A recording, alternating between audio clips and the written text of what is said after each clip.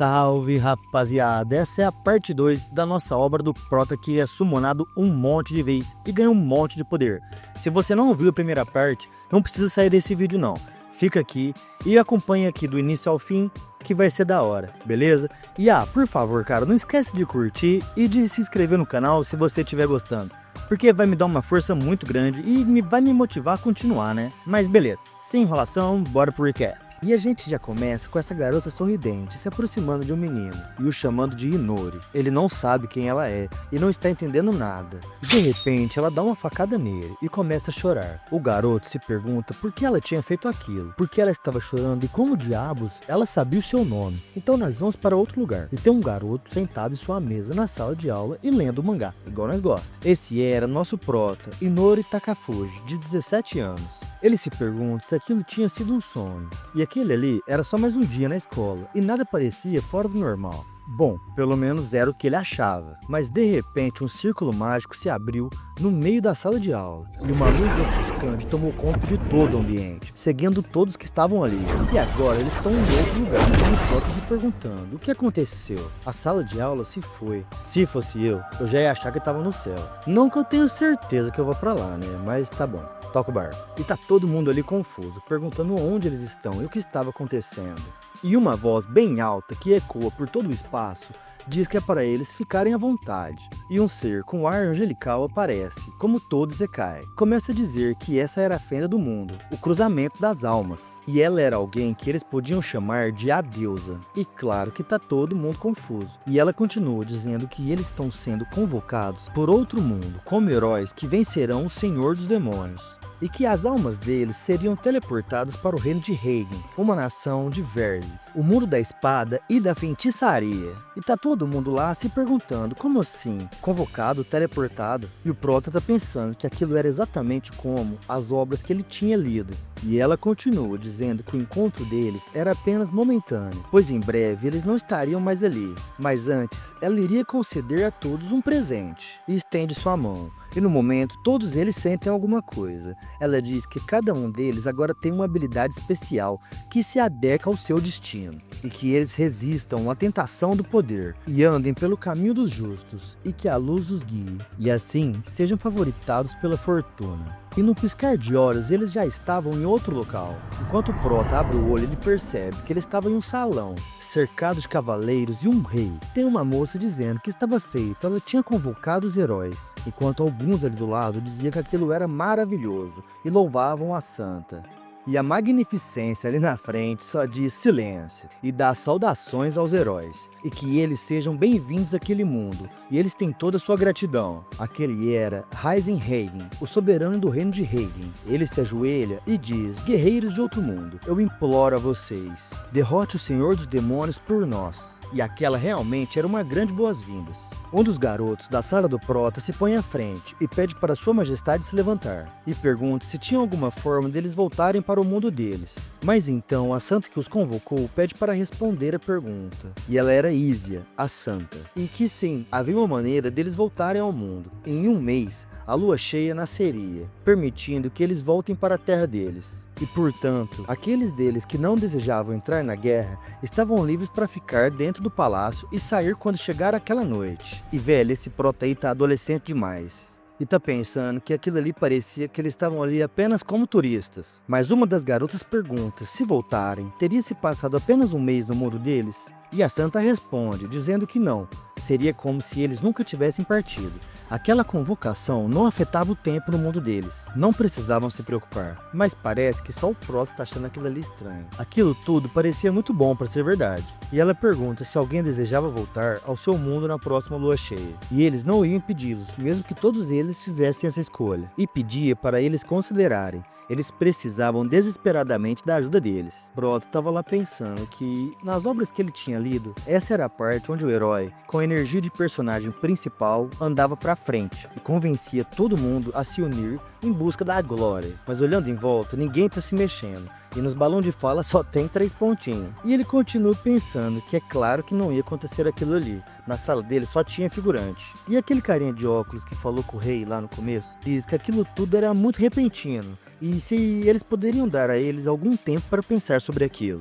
E o Prota tá ali desde o começo, só no cantinho, e pensando que eles estavam prosseguindo com muito cuidado, e ele não podia dizer que discordava. Mas... E o rei interrompe o pensamento dele e a conversa deles, dizendo que, muito bem, eles teriam um mês para decidir entre eles se voltam para casa ou se fazem o pacto de um herói. Mas era para eles aproveitarem a festa que seria realizada hoje, para celebrar a chegada deles. E teria até um banquete. E na hora que ele falou banquete, ele já teve a atenção do gordinho. E a minha também. Rapaz, eu tô numa fome. Mas ninguém julga, porque até o Prota caiu nessa. E ele pensa que aquilo era muita hospitalidade. E ele não esperava provar a comida de outro mundo tão cedo.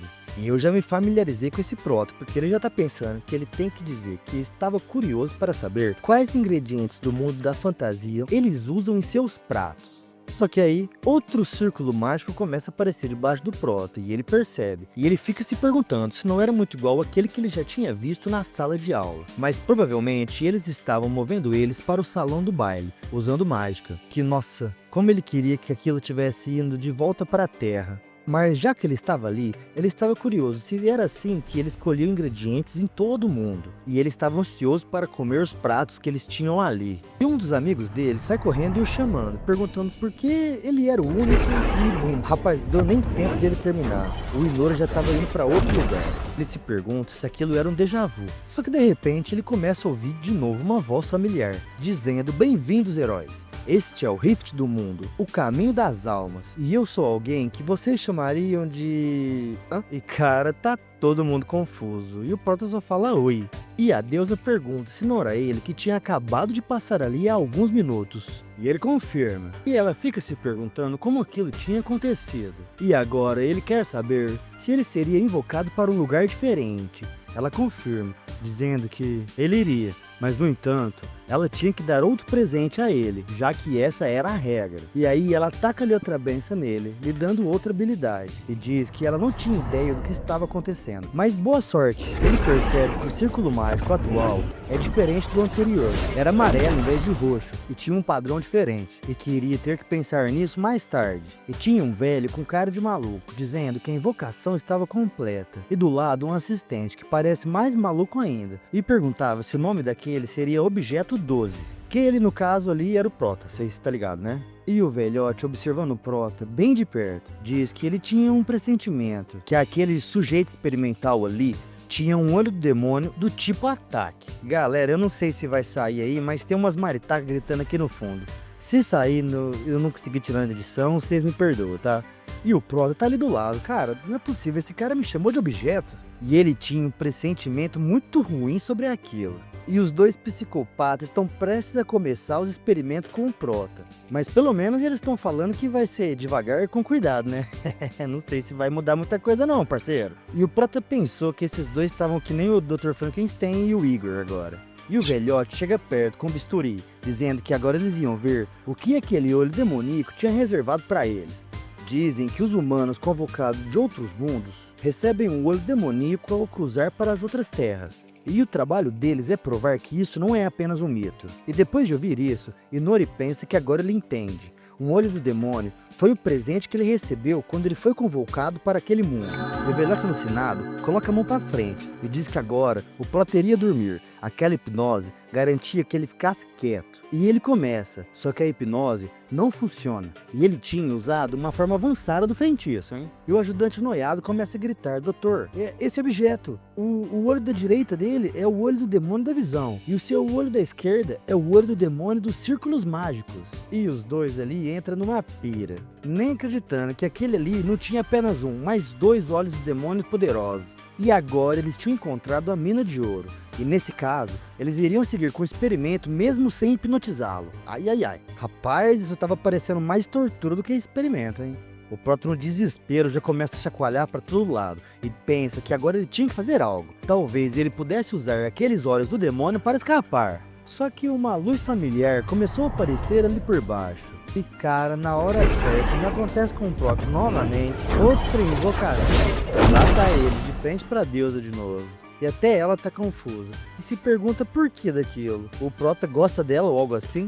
Mas simplesmente aconteceu, ele responde. E pergunta a ela se ela realmente não tinha ideia do que estava causando aquilo. E ela só diz que não, que ele era o primeiro a passar por aquele fenômeno. Mas ela ia dar uma olhada e avisar a ele quando, quer dizer, se ele voltasse. E ele fica pensando que ela quase tinha dito quando ele voltar. Mas no mundo seguinte, ele encontrou uma garota nobre e uma mulher que parecia ser uma elfa. E a elfa elogia a garota, dizendo que ela tinha invocado um monstro humanoide na sua primeira tentativa. E o talento dela era incomparável. E o prota não gostou que chamou ele de monstro, não. Eles tinham confundido Inori com uma monstruosidade convocada e quase que obrigaram ele a um pacto de servidão. Mas de novo, na hora certa, aparece o círculo mágico. E ele tá de volta, dando um sorrisinho. E ela só tá fazendo cara de af. De novo, ele pergunta se ela tinha descoberto por que ele estava sendo convocado para lugares diferentes. Ela diz que mais ou menos, e ela ia ser breve já que ela não tinha muito tempo.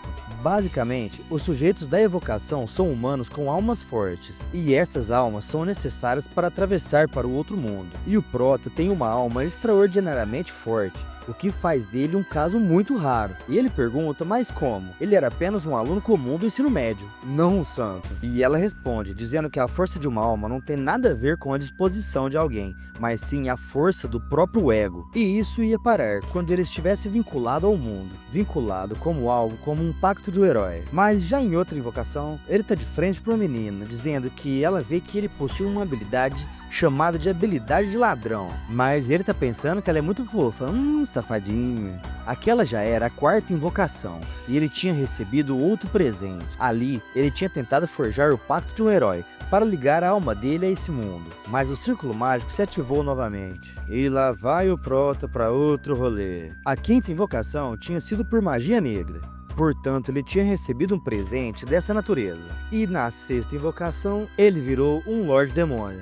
Mano, que da hora, o prota tá ficando muito forte. E a deusa concorda comigo. E ela fala que o prota tinha ficado absurdamente poderoso. Mas ela tinha a sensação que o próximo deveria ser o último. Mas antes disso, ela iria combinar as habilidades dele. E era para ele checar o status dele depois de ser invocado. Ele iria poder vê-lo com seu olho direito. E lá vai o prota de novo. E ele é saudado. Bem-vindo, heróis. E pensa que novamente ele tinha virado um herói. E quem são aqueles ali? E nos é apresentado o primeiro, um estudante do ensino médio, Ryuto Shinzaki, de 17 anos.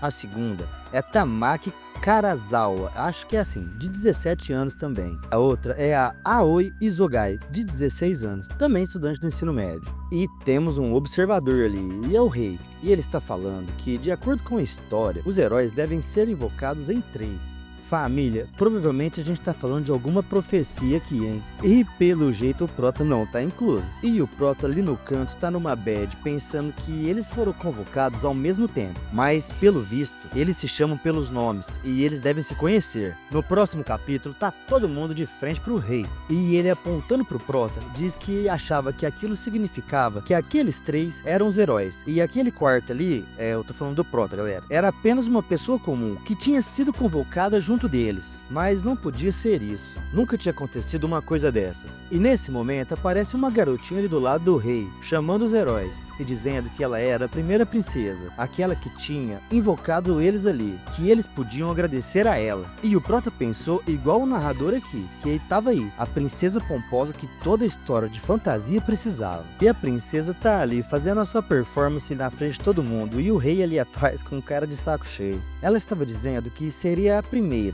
a saudá-los ao reino do sol nascente. E naquele mundo tinha humanos, semi-humanos e demônios. E os humanos estavam lutando com os demônios há algum tempo. Recentemente, o Senhor Demônio fundou a nação dos demônios e invadiu os reinos humanos. Foi quando o Império Humano de Makard, o aliado deles, solicitou a ajuda de outros países, pedindo para invocar heróis. Só que a única pessoa que pode fazer uma invocação é uma mulher de uma linhagem real, e em outras palavras, ela ali. E o plano dela era criar um exército constituído por heróis invocados. Claro que logo depois deles passarem por treinamento em suas respectivas nações. E conclui perguntando se aquilo não era incrível. E o prota tá pensando que quantos ela estava planejando convocar. Eu achei que ela tinha acabado de falar, mas ela não acabou não. Ela diz que eles têm a honra de representar o reino do sol nascente, e ela esperava que eles treinem mais forte, se tornem os mais fortes e derrotem o Senhor dos Demônios. Então Ryuto toma frente e pede licença, e pergunta se existia alguma forma deles voltarem para o mundo deles. E a princesinha Snob ali só responde que não tinha jeito. E agora todo mundo ficou ali com cara de tacho. Ela não terminou não. Ela diz que além disso, eles deveriam agradecer a ela em vez de fazer uma pergunta dessas. Nem todo mundo podia se tornar herói, sabe? Rapaz, que menininha irritante. Enquanto isso, o Proto tá pensando que sentia falta do reino Reigen. O rei interrompe, dizendo que se aquilo era tudo, eles iam prosseguir para o próximo passo. E ele tinha conseguido colocar as mãos numa coisa ali chamada Estela, para que eles possam confirmar as bênçãos heróicas deles. Primeiro é o Ryuto, e sua bênção era um Limit Breaker. A segunda era a Oi, e a sua bênção era Conjuração de Barreira. E a terceira era a Tamaki, e a sua bênção era Afinidade de Mana. E finalmente era o Proto, e a sua bênção era Detecção. E o rei fica espantado, pensando que realmente ele tinha uma bênção. E o Prota tá ali se sentindo inferior, pensando que enquanto eles tinham habilidades de ataque, o Prota só tinha sua habilidade que parecia uma habilidade utilitária, feita para um ladrão ou algo do tipo. Depois daquele teste, eles fizeram um teste de aptidão física e mágica. Na física, olha lá, o Prota tá ali atrás. E nas habilidades mágicas, Ryuto tinha conseguido destruir os alvos com a sua habilidade física monstruosa. E a Oi e a Tamaki tinham impressionado todo mundo com as suas habilidades mágicas extraordinárias. E na vez do Prota, cara, que dó. Ele não consegue controlar as suas habilidades e tinha zero potencial de crescimento. E ele nunca tinha sido fisicamente bom. E na verdade, ele se sentia mais fraco ainda de quando estava na Terra. E ainda tinha ficado envergonhado por ter sido superado pelas meninas. Só que ele aceitava isso, depois dele se lembrar que eles eram os heróis. E quando a noite chegou, ele tinha sido convidado para o quarto de Ryuto com outros para discutir o próximo passo. E lá dentro ele percebe que o quarto daquele cara era definitivamente maior que o dele. E uma das meninas está perguntando por que o Prota estava ali. Ele era apenas um cara normal. E eles eram heróis, e ele não. Então ele não deveria estar ali. E o Prota, coitado, tá até envergonhado, pensando que eles estavam falando dele como se ele não tivesse ali. E o Ryuto diz que ele fica. A sua detecção podia ser útil mais tarde, e agora era perceptível que os heróis tinham opiniões diferentes sobre ele. E cara, eles estão falando um monte de blá blá blá ali, coisa que eu acho que eu nem vou colocar tudo aqui não, beleza? E interrompendo aquela conversinha, o Prota põe um caderno na frente, e tava escrito que não era para eles dizerem nada suspeito, porque eles estavam sendo espiados. Todo mundo fica em choque, e ele pensando que eles podiam agradecer a bênção que ele tinha, fazendo cara de B10, e aquela era a sua primeira vitória. Então, a benção dele era muito útil, e ela permitia que ele detectasse formas de vidas através das paredes. E agora mesmo, ele podia sentir que alguém estava espionando ele através daquela porta. E eles dispensaram todas as empregadas que cuidam daquele quarto. Isso queria dizer que aquela pessoa que estava lá fora agora era uma empregada que voltou ou era um estranho. E aí ele escreve no caderninho ali, para ninguém ouvir de novo, que era para a menina da barreira, a Oi, criar uma barreira à prova de som. E ela confirma e começa imediatamente. E diz que estava funcionando, mas era para eles serem rápidos. Ela não conseguia segurar por muito tempo porque ela ainda era nova naquilo. O Ryuto diz que isso era incrível, mas cara, isso não é hora para ficar flertando não. E o Prota também acha o mesmo. E a xarope de cabelo marrom, a Tamaki, pergunta para eles por que será que eles estavam sendo espionados. E bem, na verdade isso não é difícil de entender.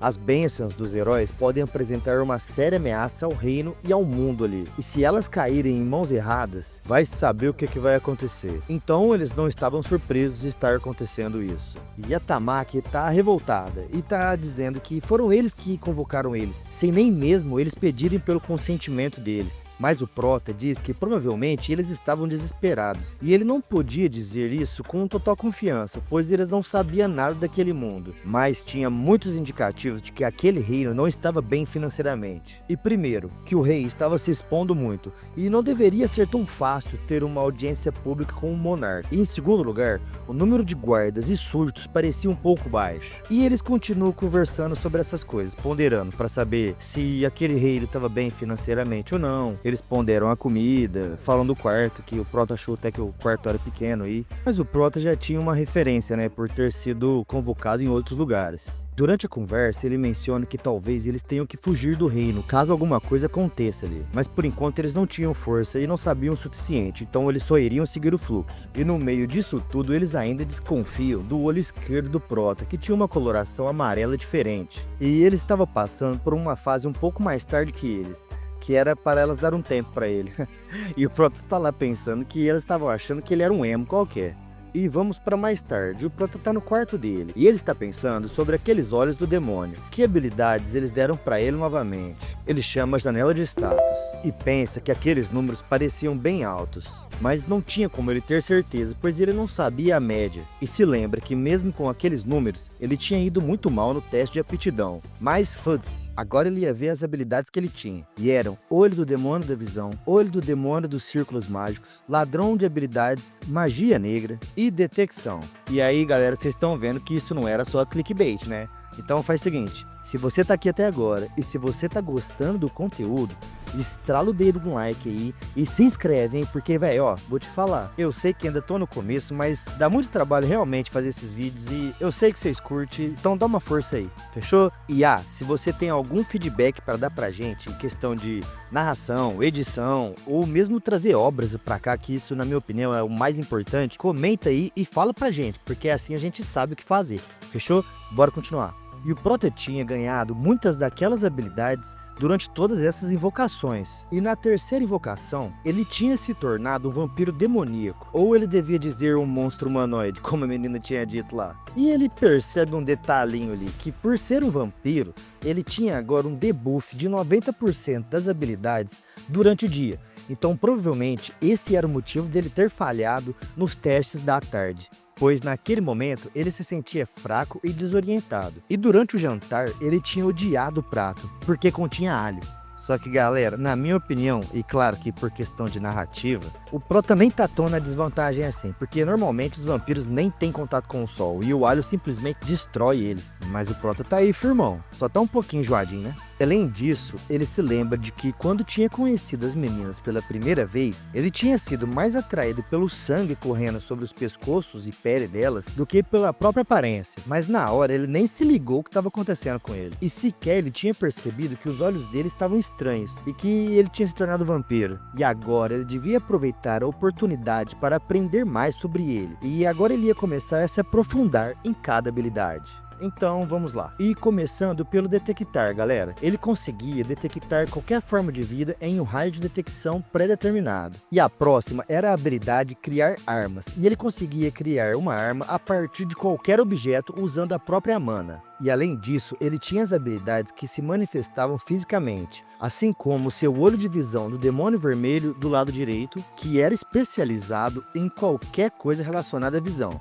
Ou seja, OP pacas, galera. E nem se você comesse um formigueiro inteiro, você ia conseguir ficar com a visão desse jeito. Porque olha só, esse olho consegue dar a ele medida perfeita, uma micromira de infravermelho, visão verdadeira da escravidão, que para falar a verdade eu não sei o que é não, e até replay de imagem, e o cara tem um tirateima na cara. E do lado esquerdo, ele tinha um olho do demônio amarelo dos círculos mágicos, do qual ele não tinha a menor ideia de como funcionava. Mas a gente aqui é embaçado e é experiente, né? Então vamos tentar chutar alguma coisa. Aí no sistema dele está dizendo que essa habilidade permite que o usuário mova um círculo mágico que viu para sua pupila e o ative à vontade. Ou seja, na minha interpretação, isso é um roubar skill, só que especificamente com círculos mágicos. Mas o Prota não me ouve e ele está falando que talvez ele devia voltar a isso quando ele tiver aprendido mais da magia desse mundo. O caboclo teimoso. E ainda tinha muita habilidade que ele não sabia para que servia. Mas a descrição da habilidade drenar sangue parecia simples e direta.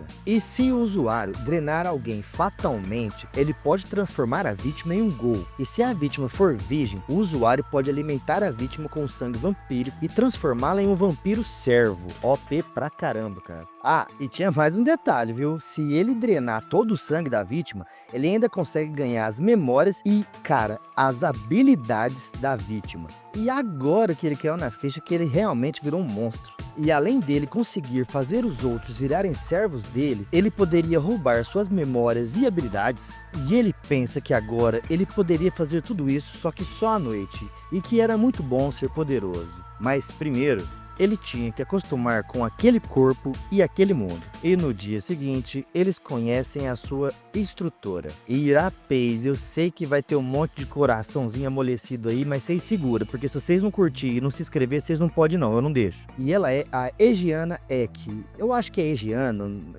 não sei. E ela era a cavaleira comandante do Reino do Sol Nascente. E seria a instrutora de combate físico deles. Ó, seguinte, eu já achei o nome dela difícil. E então vamos fazer o seguinte, eu vou deixar vocês escreverem no comentário aí que nome que eu vou dar pra ela, fechou? Vamos continuar. E o Prota, sem medo de ser cancelado e sem dó do narradorzinho aqui que precisa monetizar esse canal, pensa que não tinha nem imaginado que um comandante de um reino de fantasia medieval seria uma mulher. E ele acha que tudo era possível naquele mundo. E se perguntava se ela era realmente boa ou se ela era só o que o reino podia pagar. E então a instrutora Egiana começa a dizer que aquelas duas ali, as meninas, podiam ser usuários de magia, mas isso não significava que elas estavam isentas de aprender o básico. Isso estava claro, ela é braba. E as meninas só respondem sim senhora. E ela continua dizendo que normalmente eles começam com treinamento de força, mas parecia que muitos deles não precisavam disso. E o Prota sabia que ele não fazia parte desses que não precisavam. E o mangá começa a apresentar pra gente o status daqueles três ali. E eu não vou falar número por número não, eu vou dando uma resumida aqui. O Ryuto, ele era forte pra caramba. E ainda por cima, com essa benção do Limit Break, provavelmente ele consegue extrapolar esses status. Mas isso, galera, é uma suposição minha, do narrador. E seu atributo maior era força, com 1523. De todos ali, ele tinha esse atributo mais alto. E a próxima era a Tamaki, que também era bem forte. Seu atributo maior era de inteligência. E a sua bênção, afinidade com humana, provavelmente dá uma hypada nela. E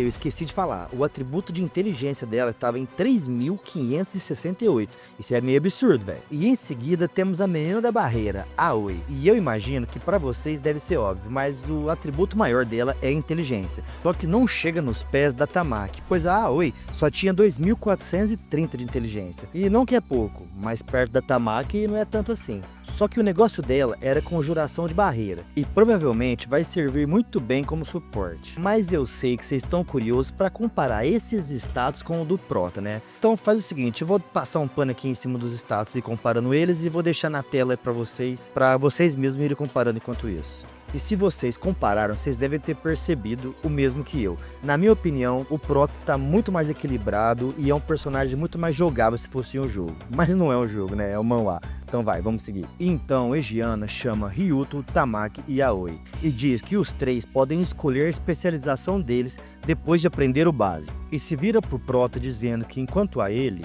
passará por um treinamento físico intenso. Pelo menos até que ele atenda os padrões de aptidão militar. Mas sem delonga ele já começa e ele tá ali fazendo a flexão, dizendo sim senhora. E pensa que o dia para ele, agora que é um vampiro, é um pesadelo. E ele fica com muito sono. E a luz do sol dá dor de cabeça nele. E a instrutora diz que pessoalmente garantirá que ele tenha sucesso. E que agora eles iam para o treinamento de corrida. Mas ele já estava tonto. E pensando que naquele ritmo, ele duvidava que teria energia para escapar quando chegasse a hora. Mas a Loli Real chega ali, dizendo saudações, com um monte de gente atrás dela. Claro que ela chamou a atenção de todo mundo ali, então ela teve a sua atenção. E o Prota pensou que era aquela princesa irritante de novo. Mas ele observou, na verdade, uma menina que estava atrás dela. E fica se perguntando quem era ela. Pensa que pelo fato dela estar sendo acompanhada por uma empregada, ela também deveria ser alguém da família real. E ela era muito bonita, mas ela parecia um pouco rígida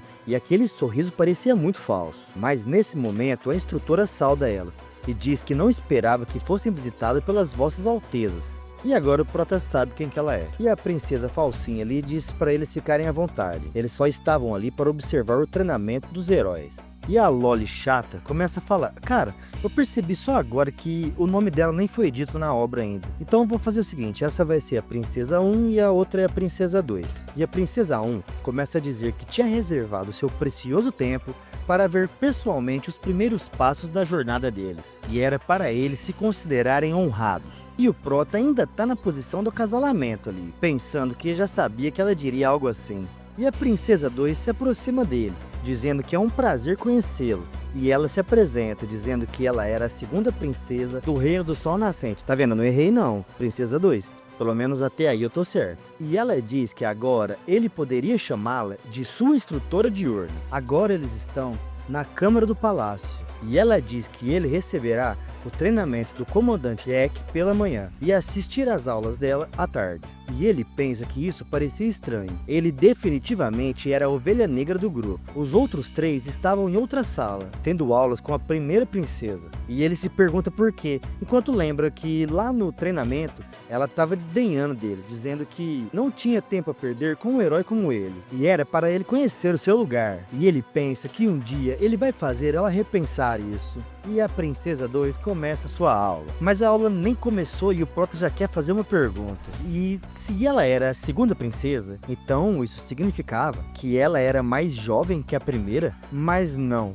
Na verdade, é o contrário. A irmã mais nova dela foi eleita como princesa herdeira por razões complicadas. E o Prota, muito sábio, pensa que provavelmente isso envolvia política. E ele até estava curioso, mas assuntos de sucessão são uma coisa totalmente diferente. E ele devia cuidar da sua própria vida. De acordo com a Princesa 2, o Reino do Sol Nascente tinha sido fundado por uma feiticeira, uma dos heróis, e que tinha derrotado o primeiro Lorde Demônio. E por conta disso, suas raízes se espalharam a partir de sua fundadora, a que muitos chamam de bruxa. Nesse mundo, galera, a sociedade do reino gira em torno das religiões das bruxas, que tradicionalmente colocou as mulheres no seu centro. E por gerações, as rainhas foram coroadas como monarcas. E seus maridos, os reis, governavam o reino como regentes. E embora os reis sejam tecnicamente os governantes, as rainhas sempre podem tirar o seu poder através do divórcio. Rapaz, igualzinho a gente aqui, ué. E a segunda princesa ensinou pro Prota os fundamentos da história e da magia daquele reino. E mais tarde, naquela noite, o Protinha tá ali pensando que a princesa tinha dito a ele que iria ensinar as teorias da magia no dia seguinte, e no outro ensinar prática mágica. E além de tudo, ainda emprestou para ele um tomo de magia básica. E lembra que ela sorri que nem um robô. Mesmo que ele tenha dormido durante a aula e tenha perguntado se poderia pegar o livro emprestado, mas não importava. No geral, ele tinha o que precisava para conduzir novos experimentos.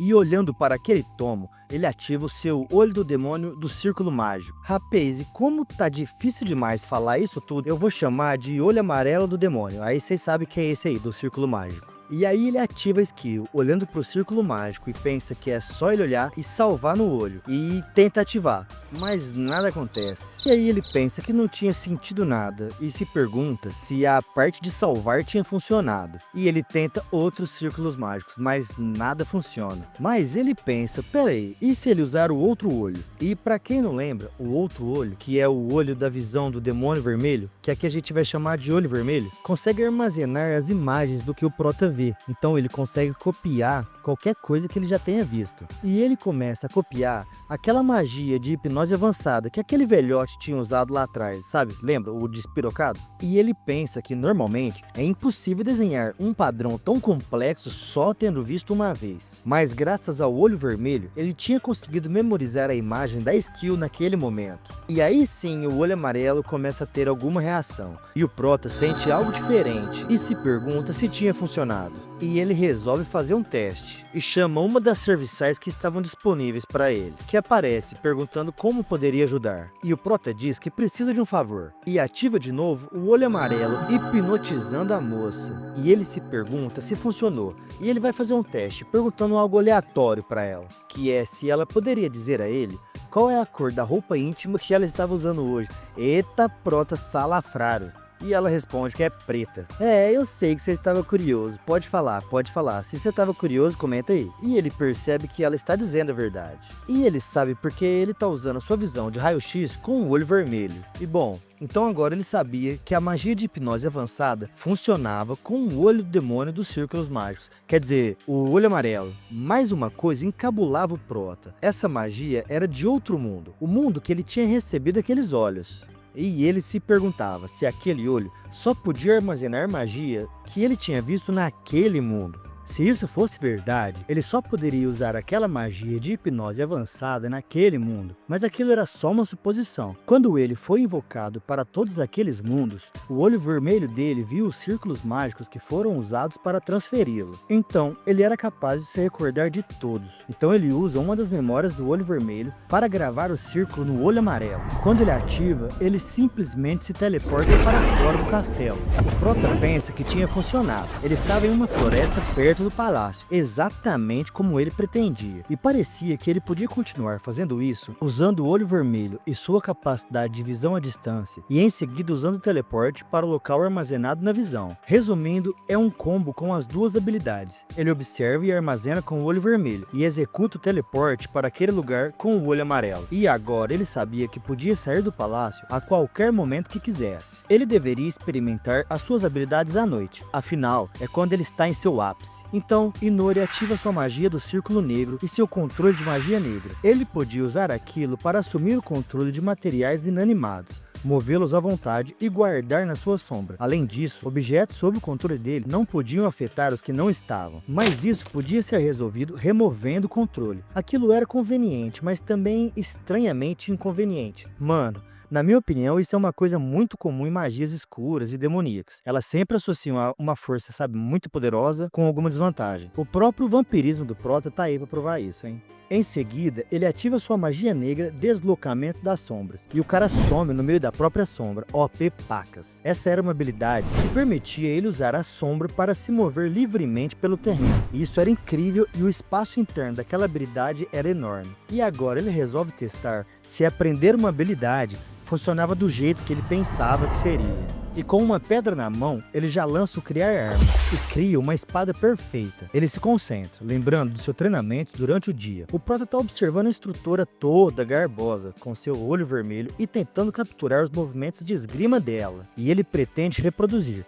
e pensa que só precisava copiá-la, e começa a fazer vários movimentos e praticá-los, até ficar cansado demais para continuar, e sente como se algo simplesmente tivesse acontecido. E abre uma janela do sistema, dizendo que ele obteve a habilidade Espadachim nível 1. Então ele pensa que estava certo, e até levava algum tempo para acontecer, mas tinha funcionado. Agora, o próximo objetivo era aumentar o nível, e nesse momento ele ouve um barulho vindo ali de perto, e quando vai checar, ele se pergunta se aquilo era uma galinha gigante ou um monstro, mas óbvio que era um monstro. Era o demônio dos pássaros queixo, e o Prota pensa que ele era bem forte, e na verdade, até tinha ouvido falar algo sobre eles. Suas penas eram uma das especialidades do reino. Ele tinha ouvido alguém dizendo que o colchão que eles estavam usando era disso, mas como as pessoas daquele mundo conseguiam caçar monstros tão fortes? E ele ia ter que começar com monstros mais fracos, né? Fazer o quê? E ele vai identificar outros monstros, mas a média de status deles estavam entre 500 e 600, com exceção de inteligência. Alguns tinham status até mesmo maiores que o próprio Prota. E ele se perguntava se os demônios daquela floresta eram todos de nível alto ou ele que era muito fraco. Mas enfim, para as estatísticas atuais do Prota, ele precisava derrotar eles no mano a mano, mas não conseguiria garantir sua vitória se ele se juntasse. E o cagão resolve voltar para o castelo, pensando que depois ele pensava como subir de nível. E eu achando que até enfim ia narrar uma batalha nessa obra, Deus me livre. E lá no palácio, nos é mostrada a nossa instrutora garbosíssima, dizendo para a segunda princesa que o palácio até podia ser um lugar bem seguro, mas ela não deveria andar pelos corredores durante a noite sem os seus guardas. Mas a princesa diz que tem algo a conversar com a comandante Eck ali. Ela tinha visto que o artefato não estava sendo usado no treinamento do Sr. Inori, o Prota. A comandante responde que isso se aplicava aos outros heróis também. Ela estava instruindo os outros três usando apenas armas de treinamento. E quanto a Inori, ele ainda estava passando por, mas a princesa nem espera e interrompe perguntando por que não apresentar os artefatos agora, afinal eles teriam que usá-los mais cedo ou mais tarde. A instrutora responde dizendo que os artefatos até podem amplificar a força deles agora, mas os heróis ainda não estavam prontos. Sem base física e mental bem sólidas, eles se tornarão excessivamente dependentes de ferramentas para obter poder. Ela acreditava que para evitar que isso acontecesse, era melhor elas ficarem de olho neles e se prepararem completamente. Então A princesa não parece ficar satisfeita, mas engole seco e dá mais um sorriso falso, dizendo que tinha entendido e estava sendo precipitada em questionar o caminho dos mais poderosos da humanidade. A comandante Eck não é boba e comenta que o sorriso da princesa tinha perdido o brilho que um dia tinha tido, mas a princesa, já se afastando, diz que nem tinha percebido. A comandante garbosa continua dizendo que precisava perguntar qual era a opinião dela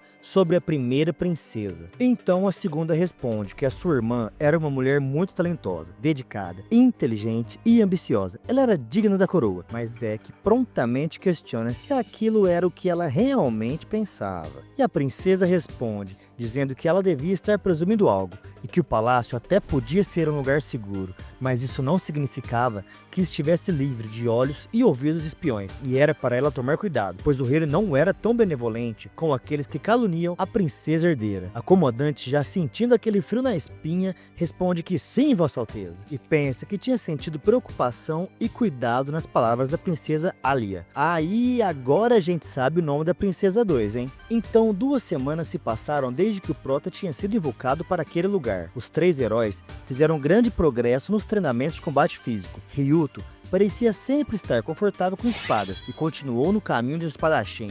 Tamaki passou seu tempo aprendendo staffs, mas por algum motivo ela não tinha usado magia como deveria, mas com uma arma contundente. Eu não sei se isso tem lógica, mas eu acho que tem potencial. Yaoi parecia ter se interessado por tiros com arcos, e normalmente arqueiros ficam vulneráveis se estiverem sozinhos, mas ela não teria esse problema por conta de sua barreira. Então, basicamente, Ryuto era especializado em combate, Tamaki era uma atacante de longo alcance, mas também era muito boa em destruir coisas, e Yaoi era um atirador leve e rápido, com a habilidade de se defender sozinha. Pra mim, esse parece um grupo muito do bom, hein? E quanto ao Prota, ele só tinha começado o treinamento de combate há 3 dias, e tinha a sensação de que eles continuavam ensinando a lançar armas, se esconder e mover-se furtivamente, e desarmar armadilhas também. Eles talvez estivessem tentando torná-lo um sentinela avançado. Sabe, galera, que faz o reconhecimento da área para o avanço da equipe? Então, é isso aí. Mas isso significava que o Prota tinha que melhorar suas habilidades únicas no tempo livre dele. E ele vinha praticando o controle de objetos remotamente. Tem uns quadrinhos aí para vocês verem, rapaziada, ó.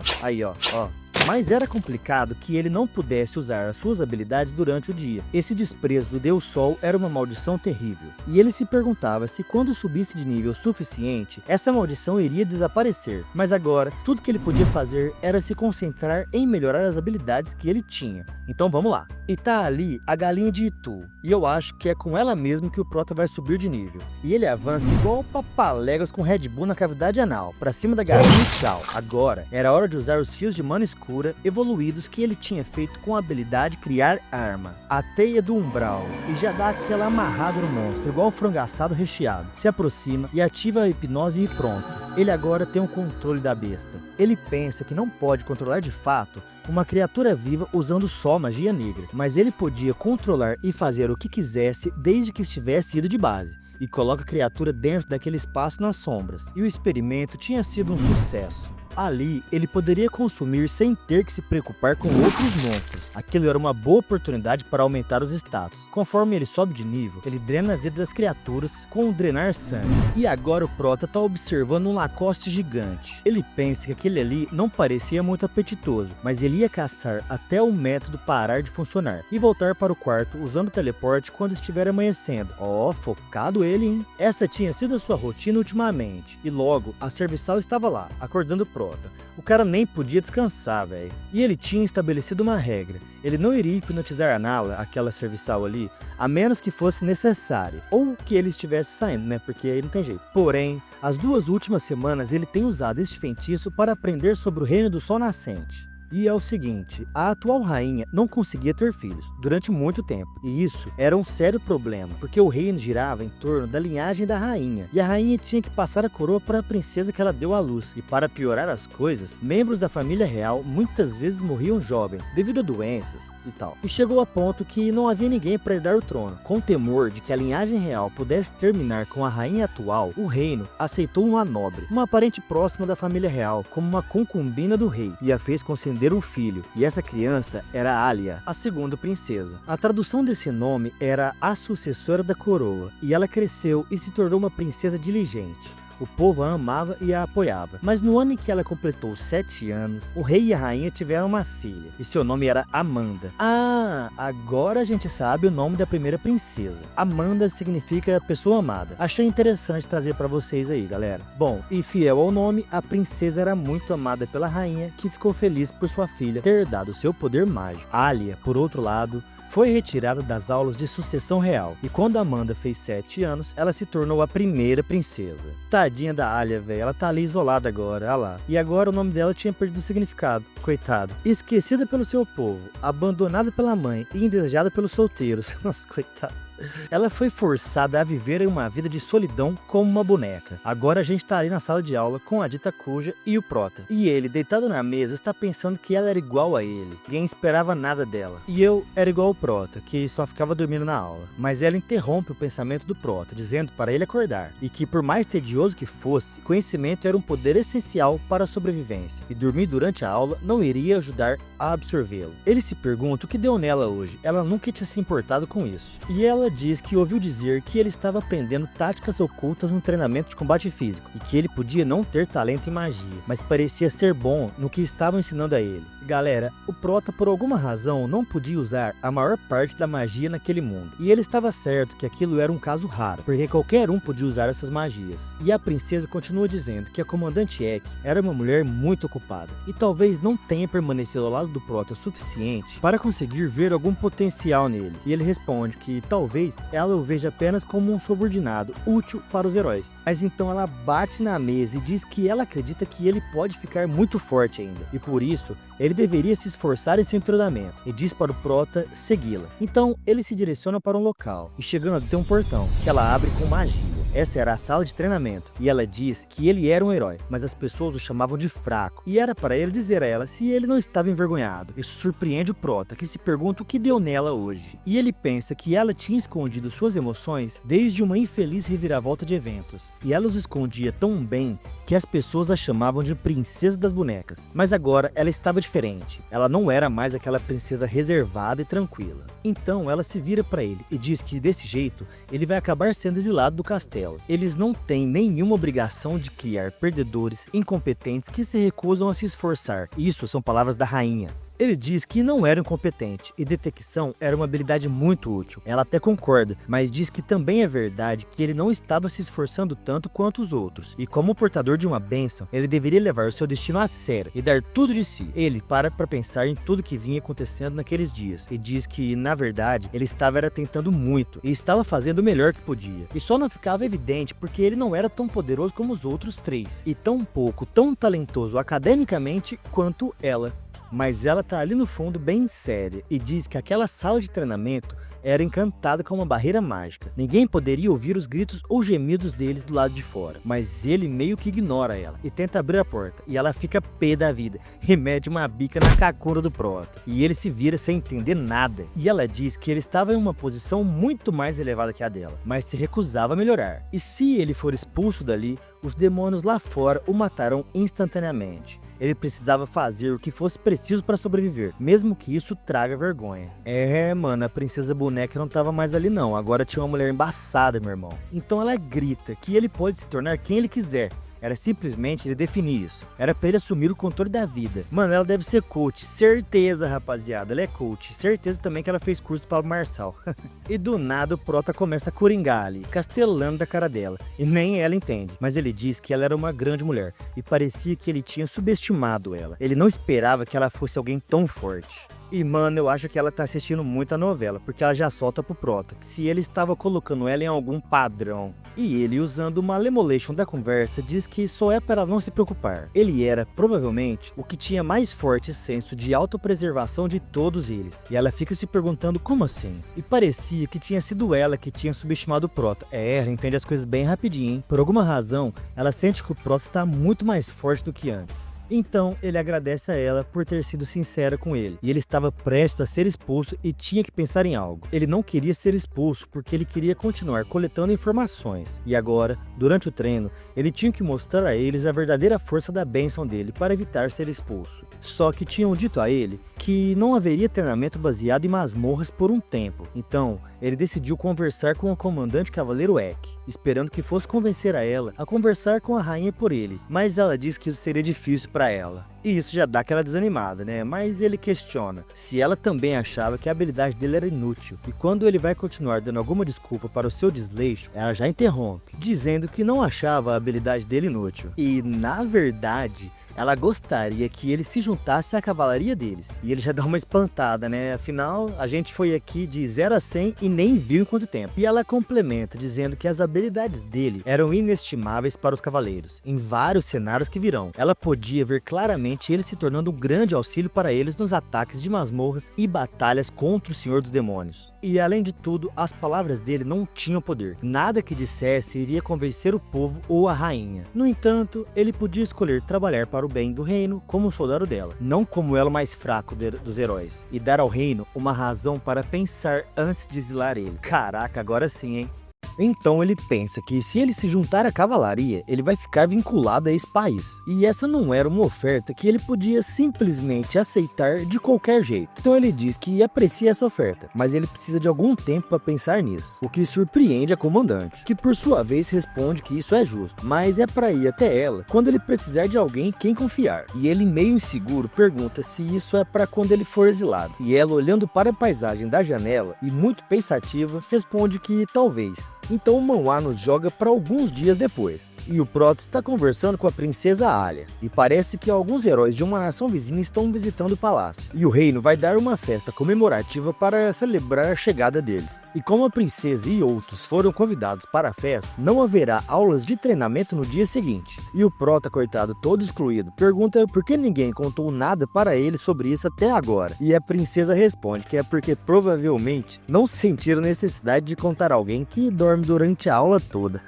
E ele só se conforma, né? Porque não tem muito o que fazer mesmo, né? Então nós vamos para a chegada daquela galera lá. E aí é mó recepção, firula, confete pra cima, parecendo carnaval. E o Prota tá lá no quarto dele, pensando que para um país que tá bem mal das pernas financeiramente, eles com certeza estão exagerando com essa celebração aí. E pensa que talvez ele também deva ir à festa, e eles provavelmente estão ocupados demais para notar a presença dele por lá. Mas ele desiste rapidamente dessa ideia, pensando que já se imagina tendo que explicar a sua existência anormal para autoridades estrangeiras e ele não tá afim. E talvez eles podem até formar um grupo de investigação para ver como ele foi convocado como o quarto participante. Nossa, isso ia ser um saco. Mas então ele se levanta e pensa que não gosta de espiar as pessoas. Mas lá vai ele. E ele ativa o seu olho vermelho, direciona sua visão para o local da festa, onde ele consegue ver as duas princesas e fica impressionado com a beleza da professora dele, que para ele tá arrasando com esse novo vestido. E rapaz, pela cara dele, não sei nem falar se ele tá gostando não. Meio duvidoso esse Prota aí, hein? Mas então ele observa também que o sorriso dela ainda parece falso. E passa uma vista pela festa ali, pra dar uma checada, né?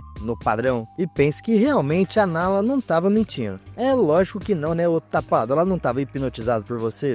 Enquanto ela estava hipnotizada e o Prota perguntando aquele monte de coisa pra ela, ela diz que acredita que essas festas são uma das principais causas da crise financeira do reino. E aparentemente a rainha está tão determinada em exibir o esplendor do seu reino que ela está simplesmente desconsiderando tudo que o rei fala para ela. Mas então ele continua passando o pano ali e observa algo. Tem uma galera ali do lado do Ryuto e eles devem ser os heróis da nação vizinha. Eles também estão em 3. E tem a garota ali e um outro cara que ele pensa que parece bem retraído e absorto em si mesmo. E talvez seja alguém com quem ele pode se dar bem. E o terceiro parece único de alguma forma. Ele tem cabelo loiro e o Prota se pergunta se por acaso ele é japonês. E resolve identificar ele, vendo que o seu nome é Masayoshi. E ele percebe que ele está gritando com o Ryuto. E resolve ver seus lábios para ouvir o que ele está dizendo. Então ele se concentra e percebe que o cara está gritando para trazer Inori Takafuji para ele, agora. E está desafiando o Prota para um duelo. Então o manhwa já vai pro próximo capítulo. E a segunda princesa está anunciando a entrada do Sr. Inori Takafuji. E todos os heróis ali estão presentes. Ele foi chamado depois que a festa terminou. E aquele Masayoshi, todo histérico, tá gritando pra ele que desafia ele a um duelo. E apesar de todo mundo ter ouvido na festa ele gritando isso, parece que mesmo assim eles estão surpresos e fazendo aquelas caras de desentendido ali. Então o nosso prota Inori pergunta pra ele por que ele quer um duelo. E ele todo nóia grita que é pra provar pra deusa que ele não é digno do amor dela. E o Prota não entendeu nada, mas o cara fica lá gritando que é pra ele parar de brincar. E diz que sabe que o Prota foi chamado para aquele espaço branco, provavelmente se referindo ao Rift, que a deusa se encontra lá quando fala com eles. E enquanto fala tudo isso, o Masayoshi tá lá lembrando de quando ele tava lá com ela. E estava deslumbrado com a beleza dela. E o Prota ainda tá confuso, né? Perguntando o que isso tem a ver com qualquer coisa. E o cara responde que pediu ela em casamento. E ela respondeu que para isso ele precisava derrotar Inori Takafuji. E aí ela ia pensar sobre isso. Mano, que deusa filha da mãe. Então agora o Prota entendeu tudo. E ele percebeu que o que ela tá esperando dele é que basicamente ele resolva todos os problemas dela. E a única conclusão que ele tira é que ela é muito irresponsável. E que na próxima vez que ver ela, ele vai fazer ela pagar. Então os outros ali em volta ficam se perguntando: espaço branco, deusa, ninguém entende nada. Então o Prota supõe que eles foram convocados por meios diferentes. E eles parecem não saber do que eles estão falando. E pensa que vai ser muito difícil explicar isso para eles depois. Mas por agora ele vai fingir que nem sabe nada sobre isso. E grita pro maluco que não tem ideia do que ele tá falando. Mas ele aceita, que apesar de estar surpreso, acha ótimo e muda a cara na hora, falando que aquilo é incrível. Mas então Inori diz que agora eles vão decidir o formato do duelo, o que surpreende o cara. Então o Prota continua, dizendo que se eles lutarem 1 a 1, provavelmente o Masayoshi vai detonar ele facilmente. E ao contrário dele e dos outros heróis, ele não tem um corpo sobre-humano e nem uma bênção especializada em combate. E conclui provocando, dizendo que ele não estava pensando sério em intimidar um desafiado que está claramente em grande desvantagem, não é? E se esse for o caso, era uma vergonha. Já fazendo aquele joguinho psicológico, né, que todo Proto OP manja pra caramba. E o loirinho cai na pilha, todo descontrolado, dizendo que é claro que não. Ele vai provar aceitando qualquer desafio que ele fizer. Então todo mundo ali que percebeu que isso era um joguinho fica inacreditado por aquilo ter funcionado.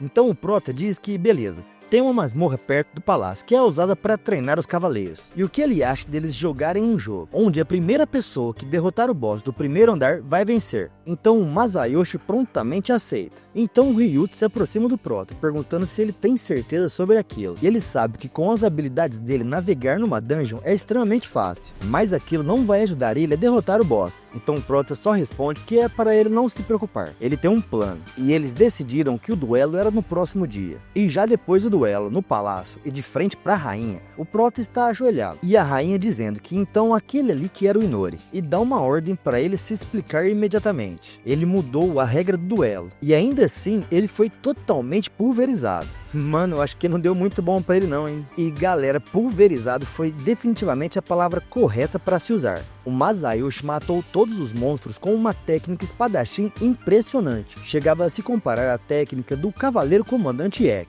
E obviamente o boss do primeiro andar não teve nem chance contra ele. Mas o Prota, por outro lado, usou sua detecção e passou despercebido completamente pelos inimigos, armadilhas e até pelo chefe. Então, objetivamente, o duelo terminou com a derrota esmagadora do Prota. E a rainha tá dando uma bronca nele, dizendo que ela olhou além da preguiça e dos defeitos dele. E tudo isso porque o comandante cavaleiro de confiança deles acreditou no potencial dele. Mas hoje, com seu desempenho ridículo, ele chegou a causar danos ao reino. E disso, ela nunca vai se esquecer. E a segunda princesa tá ali do lado, toda ressentida. Então a rainha conclui dando uma ordem e dizendo que a partir de hoje, ele está banido do reino deles. Mas aí esse Prota tá ali com a cara escura e dando aquela risadinha que a gente sabe que é de reviravolta. Só que aí, enquanto tá todo mundo ali olhando e tendo suas próprios sentimentos sobre aquilo, a rainha pergunta se ele tem alguma objeção. E ele inesperadamente responde que sim, ele tem. O que faz com que ela faça uma expressão de surpresa. E então ele continua, dizendo que ele quer saber como foi que ele trouxe vergonha ao reino. Então ela responde prontamente, dizendo que é obviamente que foi por perder o duelo. Mas então calmamente ele diz: Sua Majestade, é verdade que eu perdi a corrida, mas a aposta daquele duelo valia a pena. E a rainha fica sem entender nada, né? E eu também.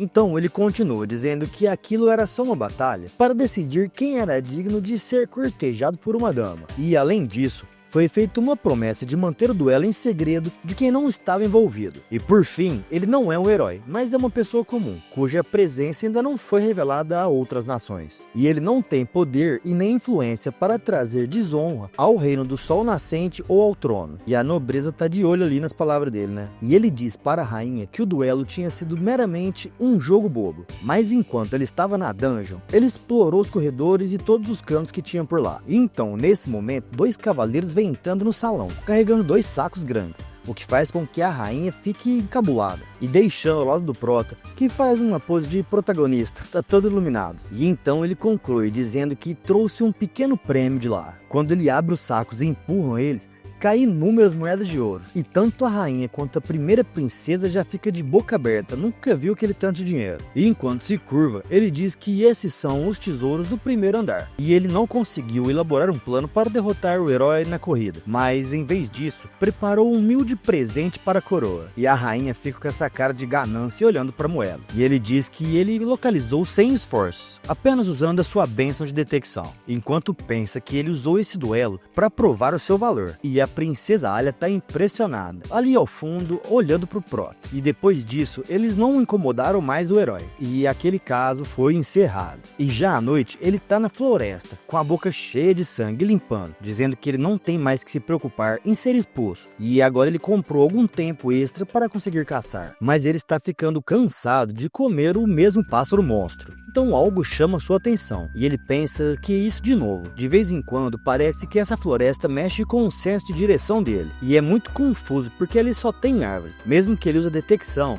ele não consegue se afastar da sensação de que algo não está... Mas nesse momento ele interrompe o próprio pensamento, pensando que talvez ele possa usar uma skill diferente. E aí ele usa o seu olho vermelho de novo e encontra algo. E então ele se aproxima de uma barreira estranha, pensando que foi aquilo que ele sentiu que estava errado. Talvez ele não conseguisse encontrar aquilo porque ele estava usando uma habilidade de detecção que era uma habilidade que ele obteve naquele mundo ali. E por outro lado, o olho vermelho é uma habilidade de um mundo diferente. E ele se pergunta, se houver demônios mais fortes que queixos lá dentro, não vai fazer nenhum mal ele dar uma espiada antes do sol nascer. E ele sempre pode recuar usando o teleporte se ele deparar com algo perigoso. Mas galera, quem já acompanha esse tipo de conteúdo sabe que esse aí é o prenúncio pra merda acontecer. E logo que ele passa a barreira, ele percebe algo vindo da direita. E tem 3 lobos vindo com sede de sangue pro rumo dele. Certeza que não é pedindo carinho, né? Então ele pensa que aqueles ali são lobos cinzentos, e essa é a primeira vez que ele vê demônios que se movem em matilha. Então ele levanta sua mão e ativa sua teia do umbral, e no próximo frame ele já tá ali limpando a cara, provavelmente de sangue de lobo. E no meio daquele monte de carniça amarrada, ele fala que apenas um já seria desafiador o suficiente,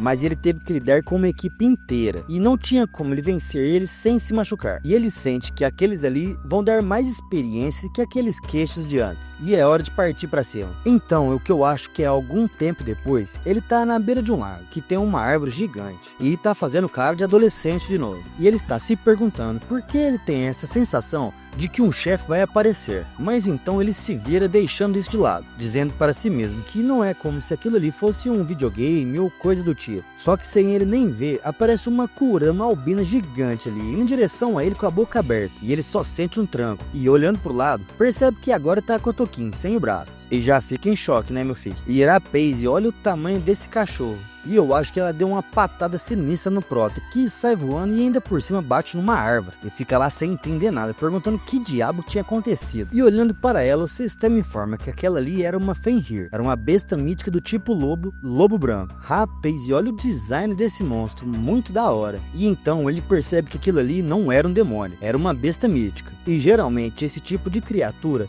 se parece com mini-bosses. E se pergunta se ele deveria correr para a sombra dele. Mas pode ser que ele seja emboscado do outro lado. E enquanto ele tá aí moscando e perdendo tempo, a besta já tá na cara dele com a boca aberta, pronto pra engolir ele inteiro. E só dá tempo dele pensar que aquele é muito rápido. E a Fenrir destrói aquele tronco que ele tava apoiado, mas não sobrou nada. E olhando lá pra cima, o Prota já tá lá voando. E então ele diz que tinha pensado que não ia usar essa habilidade vampírica tão cedo, mas ele não podia estar mais errado que isso. Mas a Fenrir, olhando pra cima, começa a falar, perguntando pro Prota por que ele foi até ali. E é claro que isso deixa ele impressionado, né? dizendo que realmente as bestas místicas são muito especiais. Então ele responde ela, dizendo que acha que a resposta certa para isso seria que é porque ele se perdeu na floresta. Mas a Fenrir fica despirocada pé da vida, falando que aquilo tudo é mentira. Ele tinha quebrado o feitiço de ilusão e entrou naquele domínio diretamente. E ele responde para ela que ele só estava curioso o que tinha dentro. E normalmente as pessoas castam magia de ilusão para proteger algo especial. Mas aí a Fenrir olha com uma cara séria e diz que ele invadiu e matou os parentes dela. E isso faz dele um intruso. E ele não vai deixar este domínio vivo. E ele só fica olhando, né? Sentindo que deu ruim. E diz a Fenrir que quanto mais ela fala, mais ele está convencido de que aquele lugar é de extrema importância. E nem um pouco por narrativa, né? Imagina. Ela fala para ele que vai dar a ele o conhecimento daquele terreno, pois ele logo vai perecer. Mano, comenta aí quantas vezes você já viu esse gancho aí. E a Fenrir começa a explicar que eles formaram um pacto com a bruxa naquele lugar, e agora estão aguardando ela, de acordo com a promessa. Eles abatem os demônios e invasores como ele, que podem representar uma ameaça para aquelas terras. E se ele ficar quieto, ela vai conceder a ele uma morte sem tormento. Mas se resistir, ele vai destruir o braço esquerdo dele. Mas aí a Fenrir percebe que o Proto já tem até outro braço no lugar. E parece que nem ele percebeu quando esse trem cresceu de novo. E pensa que essa regeneração vampírica era muito mais forte do que ele tinha pensado. Então a Fenrir diz que vê que ele não é um ser humano comum. Mas isso dá mais uma razão pra ela, pra acabar com ele aqui e agora. E aí ela avança que nem o capiroto pro rumo do Proto, que já dá aquela trancada, vendo essa boca cheia de dente. E aí a Fenrir abocanha aquele morro inteiro que o Proto tava em cima. E já distante, o Prota pensa que ele pode ler os ataques dela com o seu olho vermelho, mas não vai ser fácil escapar dessa luta. E aí ele voa tentando tomar distância dela. Ele ainda não consegue voar muito alto, então ele vai precisar manter essa velocidade e esperar por uma oportunidade para conseguir sair através da floresta. Então enquanto ele se afasta e a Fenrir olha para ele, ele percebe que tem um ataque de várias coisas luminescentes vindo em direção a ele. E a única coisa que ele pode fazer é levantar seu braço e usar ele para se defender. E enquanto ele cai no meio das árvores da floresta, aquelas coisas passam arrebentando as árvores no meio, e a Fenrir lá em cima para com uma pose fodástica olhando para ele, que ainda tá tentando se recuperar, mas quando menos espera já tem essa boca de novo vindo pro lado dele, e eu não sei aonde acertou, mas sobe muita terra como uma explosão. Tudo isso com a força do impacto daquele golpe. Mas o Prota ainda tá inteiro e pensa que aquele negócio é muito agressivo. Ele não consegue encontrar uma abertura para usar a magia de hipnose. E ele nem sabe o que vai fazer agora. Só lhe resta correr. E enquanto corre, pensa que no lugar que ele chegou nem tem árvores para cobrir ele. E agora ele tá descampado, sem proteção e sem ter como se esconder. E aí esse cachorro maluco aparece em cima e solta um poderzinho de laser ali que passa pelo Prota, queimando até as asas do cara. E a Fenrir agora parece que ficou satisfeita. Tá parecendo até que deu uma risadinha. Mas ela tá no rage e grita avançando em direção ao Prota para que ele morra. Mas é o Prota, né? E isso não vai acontecer. E com essa risada de salafrário, ele casta um monte de estaca de madeira que vai subindo em direção a Fenrir, que por pouco desvia o rosto daquele pau gigantesco vindo na cara dela.